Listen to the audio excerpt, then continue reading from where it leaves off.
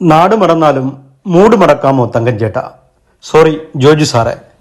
1991 മുതൽ കനവ് കണ്ട ഇടത്തിലേക്ക് എത്താൻ കണ്ണീരൊഴുക്കിയും കഠിനാധ്വാനം ചെയ്തും കാത്തിരുന്നൊരു മനുഷ്യനുണ്ടായിരുന്നു.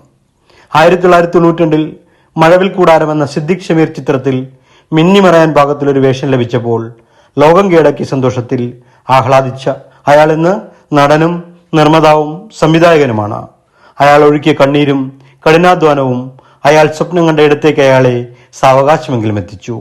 പണിയറിയാവുന്ന നടനും സംവിധായകനും നിർമ്മാതാവുമായ മാളാക്കാരനെ മലയാളം സ്നേഹത്തോടെ ജോജു ജോർജ് എന്ന് വിളിച്ച് ചേർത്ത് നിർത്തി. ജോജുവിന്റെ വിജയത്തിന് ജോജു അല്ലാതെ വേറൊരു അവകാശിയോ തലതൊട്ടപ്പനോ ഇല്ലായിരുന്നു. ചാൻസ് ചോദിച്ച് പിന്നാലെ നടന്ന സംവിധായകരെ കൊണ്ട് ഡേറ്റിനായി ക്യൂ നിൽക്കേണ്ട തരത്തിലേക്ക് ജോജു എന്ന താരം പേരും പെരുമയും പ്രശസ്തിയും മലയാള സിനിമയിൽ തന്റേതായ പ്രസക്തിയുമുണ്ടാക്കി. എന്നാൽ എല്ലാവരെയും പോലെ പ്രശസ്തിയുടെ ദുര ജോജുവിലും പതിയെ നുരഞ്ഞു പൊന്തി.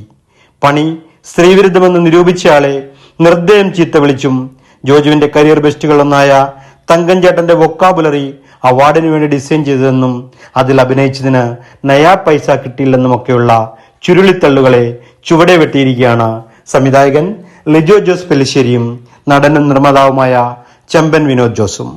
പ്രതിഫലം പറ്റിയതിൽ തെളിവടക്കം സോഷ്യൽ മീഡിയയിലിട്ട് മോനെ ജോജു വല്ലാണ്ടങ്ങ് ഞെളിയല്ലേ എന്നൊരു സന്ദേശമാണ് സംവിധായകൻ കൈമാറുന്നത്. ഒരു നിലയിലൊക്കെ എത്തുമ്പോൾ ഭൂതം ഭാരമാകുന്ന എല്ലാവരെയും പോലെ ജോജുവും അതപ്പതിച്ചാൽ തങ്കഞ്ചേട്ടൻ ചുരുളിയിൽ ഉപയോഗിച്ച ഡയലോഗ് പുറത്തുനിന്നും കേൾക്കേണ്ട സമയം അതിവിദൂരമാകില്ല എന്നുറപ്പിക്കാം.